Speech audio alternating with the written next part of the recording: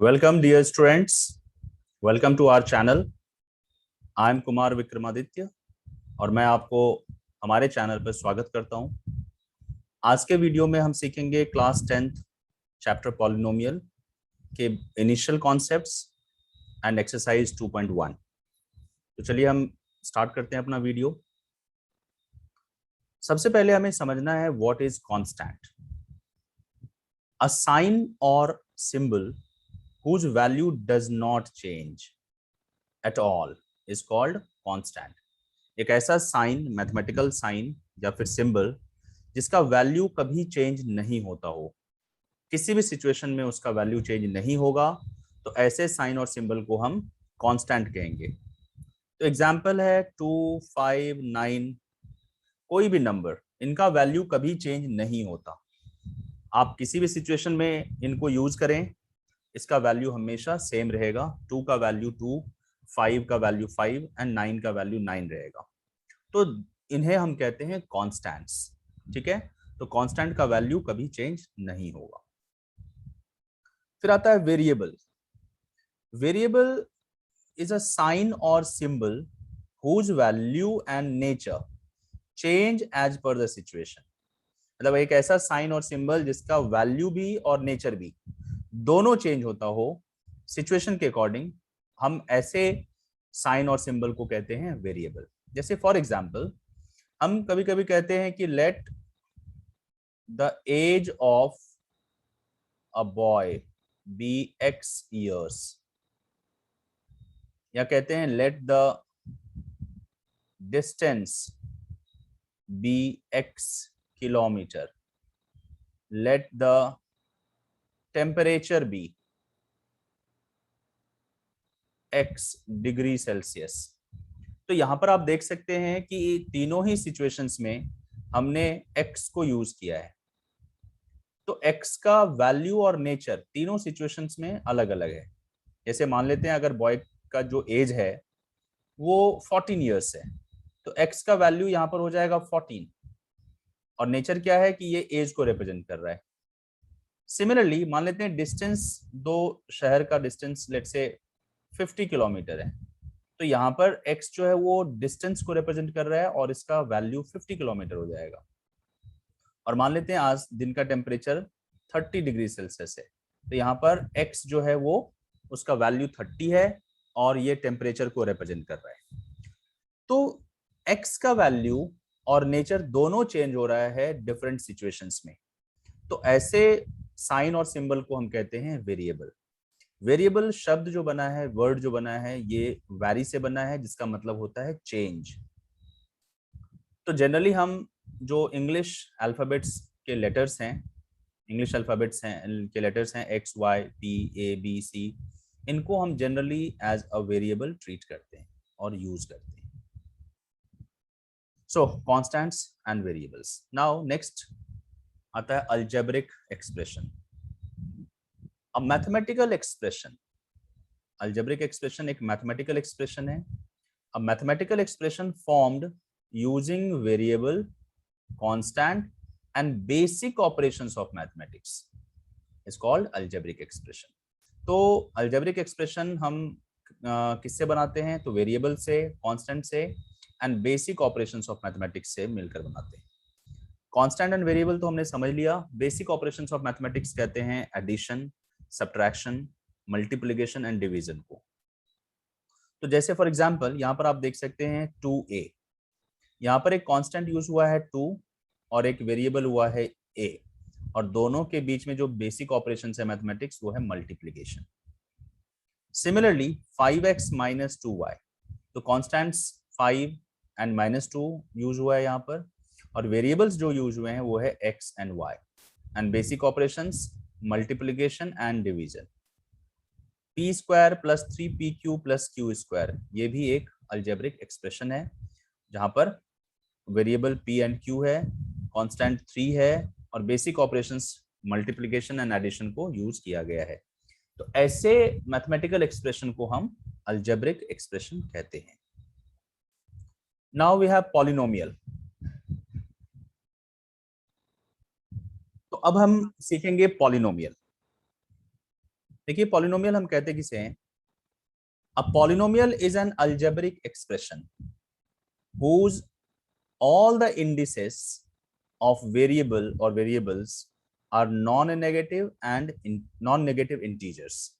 तो पॉलिनोमियल भी एक अल्जेब्रिक एक्सप्रेशन ही है, लेकिन एक कंडीशन क्या है यहाँ पर कि जो भी इंडिसेस हैं, इंडिसेस का मतलब हो गया एक्सपोनेंट या फिर आप कह सकते हैं पावर, कि जो वेरिएबल है उसका एक्सपोनेंट या फिर उसका जो पावर है वो कैसा होना चाहिए? पहली बात तो इंटीजर होना चाहिए, मतलब फ्रैक्शन में नहीं होना चाहिए, और इंटीजर में भी कैसा? तो नॉन नेगेटिव। तो कहने का मतलब पॉजिटिव इंटीजर होना चाहिए वेरिएबल का जो इंडिसेस है या फिर एक्सपोनेंट या फिर पावर है वेरिएबल का। तो ऐसे अलजेब्रिक एक्सप्रेशन को हम कहेंगे पॉलिनोमियल। जैसे for example p x equals to x square plus 4x minus 5। आप यहाँ देख सकते हैं कि x का जो पावर है वो इंटीजर है, पॉजिटिव इंटीजर है। फर्स्ट केस में 2 है, फिर 1 है। Similarly P square plus 3p plus 5 etcetera, ये भी एक अलजेब्रिक एक्सप्रेशन है और इसमें भी वेरिएबल का पावर क्या है? पॉजिटिव इंटीजर, हेंस हम इसे पॉलिनोमियल कहेंगे। अब जैसे एक एग्जांपल लेता हूं मैं, मान लीजिए आपके पास एक अलजेब्रिक एक्सप्रेशन है 4x square plus 3/x plus 5। अब इसे अगर मैं सिस्टमैटिक वे में लिखूं तो 4x square plus 3x raise to the power -1 plus 5। अब यहाँ आप देख सकते हैं कि जो x का पावर है इस टर्म में वो -1 है, which is a non negative integer. तो इसका मतलब है कि ये पॉलिनोमियल नहीं है। या सिमिलरली अगर मेरे पास एक कोई दूसरा पॉलिनोमियल है px equals to x plus 2√x plus 3। अब यहाँ पर x का पावर हाफ है, x plus 2x raise to the power half plus 3, तो हम इसे भी पॉलिनोमियल नहीं कहेंगे। तो पॉलिनोमियल होने के लिए, एक अलजेब्रिक एक्सप्रेशन को पॉलिनोमियल होने के लिए जो वेरिएबल है उसका पावर हमेशा पॉजिटिव इंटीजर होना चाहिए, ना तो नेगेटिव होना चाहिए और ना ही फ्रैक्शन में होना चाहिए, तभी आप उसे कहेंगे पॉलिनोमियल, तभी उस एक्सप्रेशन को आप पॉलिनोमियल कह सकते हैं। नाउ अब आता है terms of polynomial. An expression of polynomial separated by either positive और नेगेटिव साइन, मतलब प्लस साइन या फिर माइनस साइन से जो एक्सप्रेशन एक पॉलिनोमियल में सेपरेटेड है हम उसे कहेंगे टर्म्स ऑफ पॉलिनोमियल। जैसे फॉर एग्जांपल अगर मेरे पास एक पॉलिनोमियल है px equals to x square plus 4x minus 5 और दूसरा पॉलिनोमियल है gp equals to p square plus 3p plus 5। तो टर्म्स ऑफ px अगर मुझे लिखना हो, अब यहाँ देख सकते हैं कि x square 4x and minus 5 ये तीन जो हैं आपस में पॉजिटिव या फिर नेगेटिव साइन से सेपरेटेड है। तो टर्म्स ऑफ px हम लिख सकते हैं x square 4x and minus 5, ये तीन टर्म्स हैं px के। सिमिलरली अगर मैं टर्म्स ऑफ gx लिखूं तो टर्म्स ऑफ gx होंगे p स्क्वायर 3p एंड 5। कुछ और एग्जांपल भी हम ले सकते हैं, gx equals to x cube minus 2x square plus 5x minus 1। तो इस केस में जो टर्म्स हैं, टर्म्स ऑफ gx हम लिख सकते हैं x cube minus 2x square 5x and minus 1। तो ये सारे टर्म्स हैं। तो ध्यान रखना है आपको कि जो भी एक्सप्रेशन किसी पॉलिनोमियल में, जो भी एक्सप्रेशन या तो पॉजिटिव साइन से सेपरेटेड है या फिर नेगेटिव साइन से सेपरेटेड है, हम उन एक्सप्रेशंस को टर्म्स कहेंगे पॉलिनोमियल का। Now types of polynomial on the basis of number of terms. तो नंबर ऑफ टर्म्स के बेसिस पर हम पॉलिनोमियल को सेग्रीगेट कर सकते हैं। सबसे पहले आता है मोनोमियल। मोनोमियल, मोनो का मतलब होता है वन, मियल मतलब अ polynomial having only one term, मतलब एक ऐसा पॉलिनोमियल जिसमें केवल एक ही टर्म हो। Example 5 2x 3t square s, ये सारे के सारे क्या हैं? एग्जाम्पल्स हैं मोनोमियल के। फिर आता है बाइनोमियल। बाय का मतलब होता है टू, तो बाइनोमियल मतलब पॉलिनोमियल हैविंग टू टर्म्स, एक ऐसा पॉलिनोमियल जिसमें दो टर्म्स हैं। एग्जाम्पल 2p माइनस 7, आप यहाँ देख सकते हैं इसमें दो टर्म्स हैं, एक है 2p और दूसरा है -7। तो ऐसे पॉलिनोमियल को हम कहेंगे बाइनोमियल। 3x प्लस 5, यहां पर भी आप देख सकते हैं कि दो टर्म्स हैं, एक 3x है और दूसरा 5 है, तो such polynomial is called binomial. Then trinomial, polynomial having three terms. Example 4t minus 3y plus 7, तो यहाँ पर भी तीन टर्म्स हैं, 4t है, -3y है एंड 7 है, तो ऐसे पॉलिनोमियल को हम कहेंगे trinomial. x square minus 2xy plus y square, here again we can find x square minus 2xy and y square as three terms, तो ऐसे पॉलिनोमियल को हम कहेंगे ट्राइनोमियल। इसके अलावा भी टेट्रानोमियल एंड पेंटानोमियल एटसेट्रा हो सकते हैं, बट हम उन क्लासिफिकेशंस पर नहीं जाएंगे। टेट्रानोमियल में 4 टर्म्स होंगे एंड पेंटानोमियल में 5 टर्म्स होंगे, ठीक है। वैसे हम इन सबको पॉलिनोमियल कह देते हैं कलेक्टिवली। तो आई होप आपको समझ में आया होगा। तो एक एग्जांपल ले लेते हैं। जैसे मान लीजिए हमारे पास एक पॉलिनोमियल है px equals to x cube plus 2x square plus 5। तो अगर आपसे पूछा जाए ये कौन सा पॉलिनोमियल है on the basis of number of terms, तो आप कहेंगे ट्राइनोमियल, ये ट्राइनोमियल है। फिर gx, तो gx अगर आपके पास है let's say 5x square plus 2, तो ये क्या है, बाइनोमियल है। बाइनोमियल बिकॉज यहां पर आप देख सकते हैं कि दो ही टर्म्स हैं। प्रीवियस केस में देयर वर थ्री टर्म्स, तीन टर्म्स थे, x cube 2x square and 5। यहाँ पर क्या है 5x स्क्वायर प्लस 2, ये दो टर्म्स हैं, बाइनोमियल। तो चलिए नाउ हम मूव करते हैं नेक्स्ट कॉन्सेप्ट के ऊपर।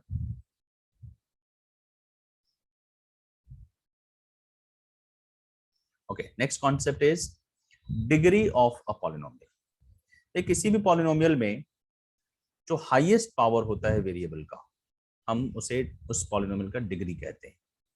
द हाईएस्ट पावर और एक्सपोनेंट ऑफ द वेरिएबल, ध्यान रखना है आपको कि वेरिएबल का हाईएस्ट पावर या एक्सपोनेंट होना चाहिए, उसे हम कहेंगे degree of the polynomial.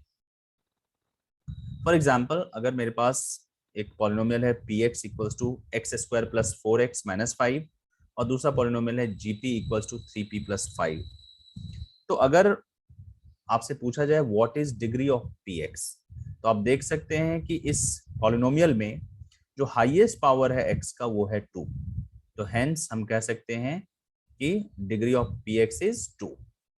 Similarly degree of gp, यहाँ पर हाईएस्ट पावर जो है p का वो 1 है, तो highest power is 1, hence degree of the gp is 1। तो किसी भी पॉलिनोमियल में px इक्वल्स टू, सपोज हमारे पास एक पॉलिनोमियल है 4x cube plus 2x square minus 3x plus 5, तो आपको देखना है हाईएस्ट पावर, तो इस पॉलिनोमियल का जो डिग्री होगा वो हो जाएगा 3। तो highest power of the polynomial चाहे वो किसी भी टर्म में क्यों ना हो, जरूरी नहीं है कि फर्स्ट टर्म में हो। हाँ ऑब्वियसली जब हम स्टैंडर्ड फॉर्म लिखते हैं पॉलिनोमियल का, तो हम डिक्रीजिंग ऑर्डर ऑफ डिग्री में लिखते हैं, मतलब जिस टर्म का डिग्री सबसे ज्यादा है, मतलब हाईएस्ट पावर है जिस टर्म में वेरिएबल का, उसको सबसे पहले लिखते हैं और उसके बाद ग्रेजुअली धीरे धीरे डिक्रीज होता रहेगा डिग्री। तो this is degree of polynomial, the highest power of exponent, highest power or exponent of variable in the polynomial is called its degree. Okay, so next types of polynomial on the basis of degree. तो degree के basis पर हम polynomial को classify कर सकते हैं, and the first class is linear polynomial. A polynomial having degree 1, मतलब एक ऐसा पॉलिनोमियल जिसका डिग्री 1 हो, हम उसे कहते हैं लीनियर पॉलिनोमियल।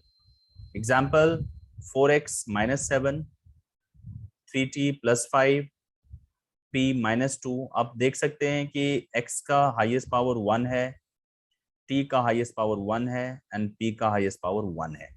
तो इन तीनों पॉलिनोमियल का जो डिग्री है 1, hence we can say these are linear polynomial. जो स्टैंडर्ड फॉर्म है लीनियर पॉलिनोमियल का वो है आपका 2ax + b, this is the standard form, ये स्टैंडर्ड फॉर्म है, standard form.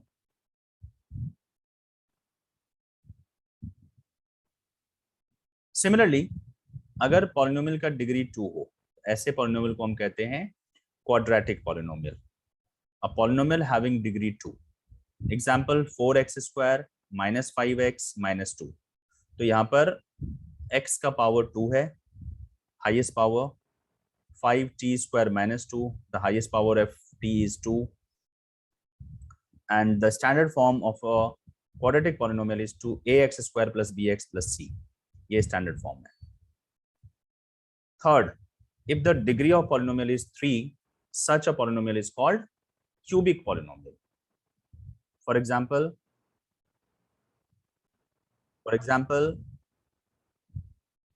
4x³ a³ + 2a² - 3। तो ऐसे पॉलिनोमियल को हम क्यूबिक पॉलिनोमियल कहते हैं जिसका हाईएस्ट पावर 3 हो, इसमें वेरिएबल का हाईएस्ट पावर 3 हो। तो standard form is ax³ + bx² + cx + d। And by quadratic polynomial, if the degree of polynomial is 4, it is called biquadratic polynomial। 5t⁴, अब यहाँ देख सकते हैं t का हाईएस्ट पावर 4 है, x⁴ + 5x³ - 9। तो ये एग्जाम्पल्स हैं बाय क्वाड्रेटिक पॉलिनोमियल के, और इसका जो स्टैंडर्ड फॉर्म होगा ax⁴ + bx³ + cx² + dx + e। तो लीनियर पॉलिनोमियल में मैक्सिमम 2 टर्म्स हो सकते हैं, क्वाड्रेटिक पॉलिनोमियल में मैक्सिमम 3 टर्म्स हो सकते हैं, क्यूबिक में मैक्सिमम 4 टर्म्स हो सकते हैं, एंड बाय क्वाड्रेटिक पॉलिनोमियल में मैक्सिमम 5 टर्म्स हो सकते हैं। तो डिग्री, जो भी पॉलिनोमियल का डिग्री है उससे एक ज्यादा टर्म हो सकता है, maximum number of terms. Moving to the next, अब हम पढ़ रहे हैं concept of zeros of a polynomial. I hope अभी तक का जो कॉन्सेप्ट है आपको समझ में आ रही है बातें। हमने अभी तक डिस्कस किया कांस्टेंट क्या है, वेरिएबल क्या है, फिर हमने डिस्कस किया अलजेब्रिक एक्सप्रेशन क्या होता है और किस तरह के अलजेब्रिक एक्सप्रेशन को हम पॉलिनोमियल कहेंगे। देन हमने डिस्कस किया terms of polynomial and classification of polynomial on the basis of terms. Then we discussed degree of a polynomial and types of polynomial on the basis of degree. ये अब तक हमने discuss कर लिया है। जो नेक्स्ट कॉन्सेप्ट है हमारा वो है कॉन्सेप्ट ऑफ जीरो और जीरोज ऑफ ए पॉलिनोमियल। देखिए, द रियल वैल्यू और वैल्यूज ऑफ द वेरिएबल, ध्यान रखना है वेरिएबल का रियल वैल्यू होना चाहिए, for which the value of polynomial becomes zero. मतलब वेरिएबल का एक ऐसा रियल वैल्यू जिसको अगर आप पॉलिनोमियल में सब्स्टिट्यूट करते हैं, उसकी जगह पर अगर आप प्लेस करते हैं, तो पूरे पॉलिनोमियल का वैल्यू जीरो हो जाए। ऐसे वैल्यू को, वेरिएबल के ऐसे वैल्यू को हम जीरो ऑफ द पॉलिनोमियल कहते हैं। आई रिपीट अगेन, दोबारा समझिए, वेरिएबल का वो रियल वैल्यू, रियल होना चाहिए वैल्यू, जिसको अगर आप पॉलिनोमियल में सब्स्टिट्यूट करेंगे उस वेरिएबल के बदले, तो पूरे पॉलिनोमियल का वैल्यू क्या हो जाएगा, जीरो। तो ऐसे वेरिएबल के ऐसे वैल्यू को हम जीरो ऑफ द पॉलिनोमियल कहेंगे। एग्जाम्पल, जैसे हमारे पास एक पॉलिनोमियल है px = 2x³ - 3x² - 2x + 3। अब अगर मैं इसमें x का वैल्यू 1 सब्स्टिट्यूट कर दूं, तो जहां जहां x है वहां वहां 1 हम पुट कर देंगे और इसको सिंप्लीफाई करेंगे, इसको सॉल्व करेंगे। तो what we will find that the value of polynomial becomes zero, क्योंकि 1 का क्यूब 1 होता है, तो 1 × 2 2, 1 का स्क्वायर 1 होता है, 1 इंटू 3 3, 1 इंटू 2 2 एंड 3 तो है कांस्टेंट है। तो अब ध्यान से देखिए कि 3 प्लस 2 5 एंड -3 -2 -5, तो दिस गिव्स यू 0। तो we can say x equals to 1 is a 0 of the given polynomial. क्यों? क्योंकि x का वैल्यू अगर हम सब्स्टिट्यूट करते हैं इस पॉलिनोमियल में तो हमें पॉलिनोमियल का वैल्यू 0 आता है। तो we can say that 1 is a 0 of polynomial in x।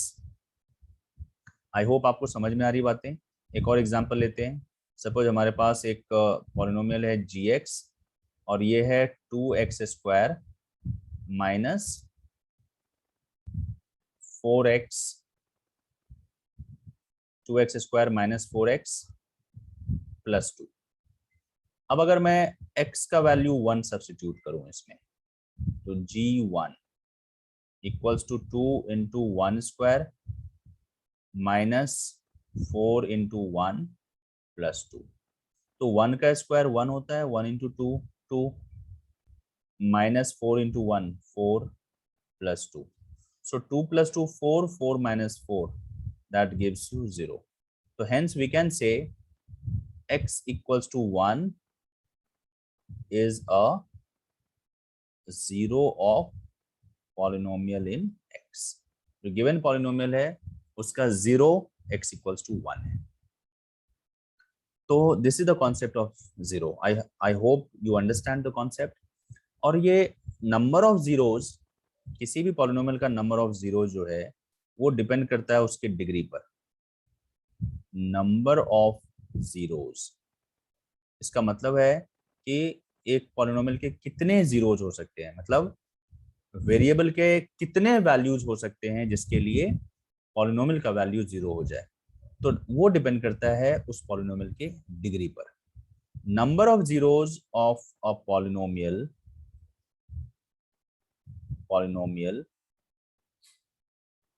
is given by its degree, that is number of zeros equals to degree of polynomial। इसका मतलब हुआ कि एक लीनियर पॉलिनोमियल का केवल एक जीरो हो सकता है क्योंकि उसका डिग्री 1 है। एक क्वाड्रेटिक पॉलिनोमियल के 2 जीरोज हो सकते हैं, एक क्यूबिक पॉलिनोमियल के 3 जीरोज हो सकते हैं एंड सो ऑन। तो एक पॉलिनोमियल के कितने जीरोज होंगे वो इस बात पर डिपेंड करेगा तो उसका डिग्री क्या है, और उसी के बराबर, उसी के equal number of zeros. Now moving to the next concept, it is geometric meaning of zeros. एक जीरो का ज्योमेट्रिक मीनिंग क्या है? तो सबसे पहले हम समझते हैं कि ज्योमेट्रिक मीनिंग होता क्या है। तो ज्योमेट्रिक मीनिंग होता है ग्राफ ऑफ द पॉलिनोमियल। किसी भी पॉलिनोमियल का जब आप ग्राफ प्लॉट करते हैं तो जो ग्राफ है वही उसका ज्योमेट्रिक मीनिंग हो गया। और ये एक पॉइंट भी हो सकता है, शेप लाइक लाइन या फिर कर्व भी हो सकता है। तो एक स्ट्रेट लाइन हो सकता है, एक कर्व हो सकता है। तो किसी भी पॉलिनोमियल का जो ग्राफ बनेगा वो कर्व्ड या फिर स्ट्रेट लाइन हो सकता है। तो ग्राफ होता क्या है बेसिकली? तो graph is a diagram that represents relationship between two or more variables। तो किन्हीं भी दो वेरिएबल्स के बीच में जब आप उनके रिलेशन को रिप्रेजेंट करते हैं डायग्रामेटिकली तो हम उसे ग्राफ कहते हैं। ग्राफ ऑफ एन इक्वेशन और expression is the collection of all the solutions. Solution मतलब zeros in the form of points. तो जितने भी पॉइंट्स उस इक्वेशन को या उस एक्सप्रेशन को सेटिस्फाई करेंगे, उसके जीरोज होंगे, उन सभी के कलेक्शन को, उन सभी पॉइंट्स के कलेक्शन को हम क्या कहेंगे? Graph of the given equation और graph of the given expression. We can find the zeros by checking where the graph intersects x और y axis, depending upon कि कौन सा किस टर्म्स में आपने पॉलिनोमियल को लिया है मतलब कौन सा वेरिएबल है उसमें, उसके बेसिस पर हम काउंट कर सकते हैं कि कितने जीरोज पॉसिबल हैं। किसी पॉलिनोमियल का अगर आपको ग्राफ दिया हुआ है तो you can check how many zeros are possible. ठीक है, अगर वेरिएबल एक्स में लिया गया है तो कितनी बार वो ग्राफ एक्स एक्सिस को इंटरसेक्ट कर रहा है, उससे आपको पता चलेगा कि उस पॉलिनोमियल के कितने जीरोज हैं या उस पॉलिनोमियल का डिग्री क्या है। सिमिलरली अगर वेरिएबल y यूज किया गया है तो हमें ये देखना होगा कि जो गिवन ग्राफ है वो y एक्सिस को कितनी बार इंटरसेक्ट कर रहा है, क्योंकि x एक्सिस पर y का वैल्यू 0 होता है और y एक्सिस पर x का वैल्यू 0 होता है। इसको और इलेबोरेटली हम समझते हैं नेक्स्ट स्लाइड में। तो मान लीजिए हमारे पास एक पॉलिनोमियल है px equals to x plus 2। अब अगर हम x का वैल्यू -2 पुट करेंगे तो हमारे पास आ जाएगा पॉलिनोमियल का वैल्यू 0। तो हम कह सकते हैं कि -2 is the zero of polynomial in x।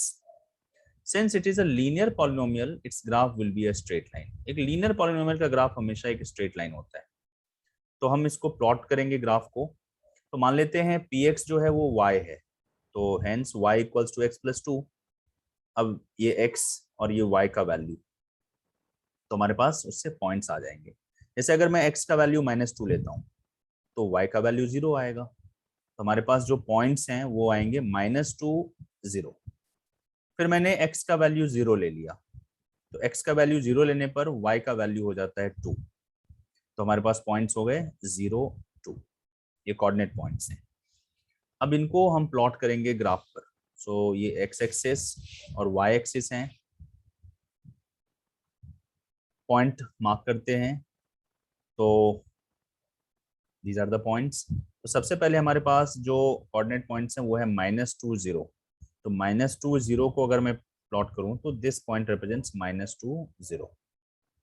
फिर हमारे पास है 0 2, तो 0 2 ये वाला पॉइंट रिप्रेजेंट करेगा, और इन दोनों को अगर हम ज्वाइन कर देंगे तो हमें मिल जाएगा graph of the given polynomial.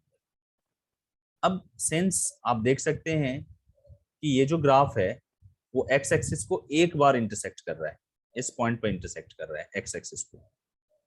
तो यहां पर जो x का वैल्यू होगा दैट इज -2, वो आपका क्या हो जाएगा, zero of the given polynomial. तो since y equal to px equal to 0 for any point on x axis, yes, therefore wherever the graph or line touches the x axis it's a zero of the polynomial। तो वही क्या हो जाएगा, zero हो जाएगा उस polynomial का। तो we can say zero of the given polynomial is -2। Now nature of the graph. A graph of a linear polynomial is always a straight line. जो लीनियर पॉलिनोमियल होगा जिसका standard form ax plus b होगा, उसका graph हमेशा straight line आएगा। ये intersecting हो सकता है, ये पैरेलल हो सकता है एक्स एक्सिस के या वाई एक्सिस के, बट आएगा हमेशा straight line. Graph of a quadratic polynomial ax² plus bx plus c is parabolic. ये रहा आपका लीनियर पॉलिनोमियल का ग्राफ, स्ट्रेट लाइन। और ग्राफ जो है क्वाड्रेटिक पॉलिनोमियल का ax² plus bx plus c, इसका हमेशा क्या होगा, पैराबोलिक होगा। और ये अपवर्ड पैराबोला होगा अगर a का वैल्यू, मतलब x² का जो कोफिशिएंट है उसका वैल्यू अगर 0 से ग्रेटर आ रहा है, मतलब पॉजिटिव वैल्यू आ रहा है, तो ये अपवर्ड पैराबोला। और अगर a का वैल्यू लेस देन 0 आ रहा है, मतलब नेगेटिव आ रहा है, तो इस केस में जो ग्राफ बनेगा वो डाउनवर्ड पैराबोला होगा, बट होगा हमेशा पैराबोलिक। अगर आपका पॉलिनोमियल क्वाड्रेटिक है तो ग्राफ हमेशा पैराबोलिक होगा। Note, the number of zeros can be calculated by just counting the number of times the graph of polynomial intersects the x-axis। तो आप केवल ये काउंट कर लीजिए कि कितनी बार ग्राफ जो है वो एक्स एक्सिस को इंटरसेक्ट कर रहा है। ऐसा इसलिए क्योंकि जिस पॉइंट पर ग्राफ जो है एक्स एक्सिस को इंटरसेक्ट करेगा उस पॉइंट पर y का वैल्यू क्या होता है, 0 होगा। और y क्या है, px, दैट इज पॉलिनोमियल। तो x का वो वैल्यू जिसके लिए px का वैल्यू 0 हो जाए उसी को तो हम जीरो ऑफ द पॉलिनोमियल कहते हैं। तो उन्हीं पॉइंट्स पर केवल जहां पर ग्राफ एक्स एक्सिस को इंटरसेक्ट कर रहा है उन्हीं पॉइंट्स पर केवल जो है पॉलिनोमियल का वैल्यू 0 बन रहा है। Otherwise in all other cases, मान लीजिए अगर मैंने यहाँ पर पॉइंट लिया तो यहाँ पर y का कुछ ना कुछ वैल्यू होगा, कुछ ना कुछ वैल्यू होगा नॉन जीरो, तो इसे हम जीरो नहीं कह सकते, जीरो ऑफ द पॉलिनोमियल नहीं कह सकते। हम जीरो ऑफ द पॉलिनोमियल उन्हीं पॉइंट्स को कह सकते हैं जहां पर y का वैल्यू 0 हो, and it is possible at those points where the graph intersects x axis. I hope it is clear to you. Now अब हम मूव कर रहे हैं एक्सरसाइज पर। जो कॉन्सेप्ट्स हमने अभी तक डिस्कस किया है उनके बेसिस पर हम एक्सरसाइज 2.1 को सॉल्व कर सकते हैं। तो चलिए, जो क्वेश्चन है हमारे पास एक्सरसाइज 2.1 में एक ही क्वेश्चन है और उसके टोटल 6 पार्ट्स हैं।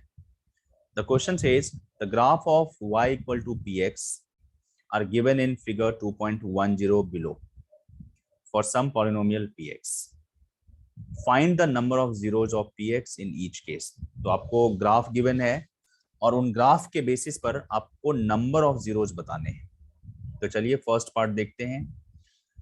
फर्स्ट पार्ट में ये आपके पास ग्राफ गिवन है, तो हम देख सकते हैं कि जो पॉलिनोमियल का ग्राफ है वो एक्स एक्सिस को इंटरसेक्ट नहीं कर रहा। मतलब इस ग्राफ पर कोई भी ऐसा पॉइंट नहीं है जहां पर y का वैल्यू 0 हो। y यहाँ पर कोई भी पॉइंट अगर आप इस ग्राफ के ऊपर लेते हैं तो y का वैल्यू नॉन जीरो आएगा। तो इसका मतलब है कि जो ग्राफ है इसका कोई भी जीरो पॉसिबल नहीं है। तो answer, since the graph does not intersect the x axis, hence px does not have any zero। मतलब इस केस में पॉलिनोमियल का कोई जीरो पॉसिबल नहीं है। Now moving to the next second part. अब सेकंड पार्ट पर आप देख सकते हैं कि जो ग्राफ है वो x एक्सिस को एक बार इंटरसेक्ट कर रहा है और यहां पर जो px है दैट इज y, इसका वैल्यू 0 आएगा। और this is the only point, यही एक पॉइंट है जहां पर पॉलिनोमियल का वैल्यू 0 हो रहा है। अदरवाइज जो ग्राफ पर कोई भी ऐसा पॉइंट नहीं है जिसके लिए y का वैल्यू 0 हो। तो hence we can say the polynomial has 1 0। Since the graph intersects the x-axis once, hence px has 1 0। एक ही जीरो है इसके पास क्योंकि एक ही बार इंटरसेक्ट कर रहा है ये। Now moving to the next third part।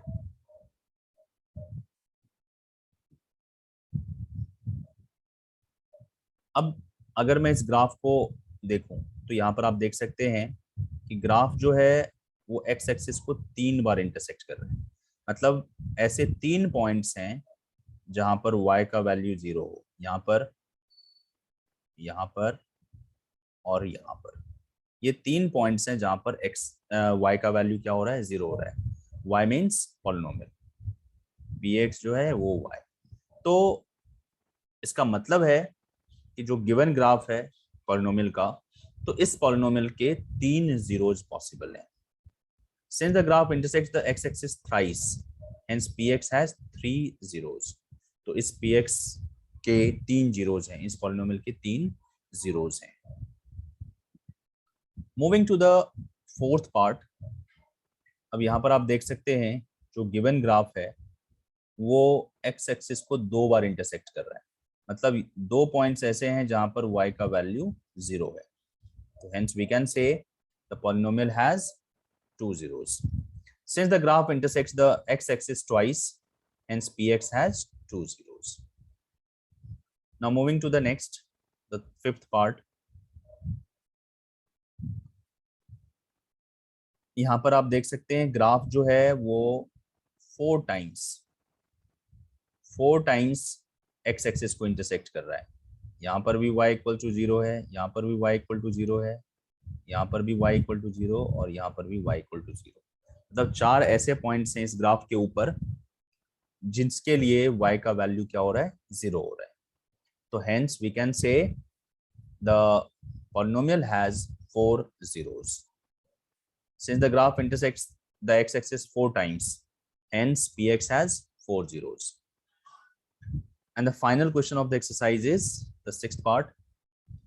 यहाँ पर अगर हम ऑब्जर्व करें तो ग्राफ एक्स एक्सिस को 3 बार इंटरसेक्ट कर रहे हैं, ठीक है। तो ये 3 ऐसे पॉइंट्स हैं जहां पर y का वैल्यू 0 है। तो हम कह सकते हैं कि पॉलिनोमियल के 3 जीरोस पॉसिबल हैं। Since the graph intersects the x-axis thrice, hence px has 3 zeros. तो यहाँ पर px के 3 zeros हैं। So ये हमारा एक्सरसाइज 2.1 है। नेक्स्ट वीडियो में हम एक्सरसाइज 2.1 और 2.2 और उसके कॉन्सेप्ट्स के साथ आपके सामने आएंगे। Thanks for watching. Thank you.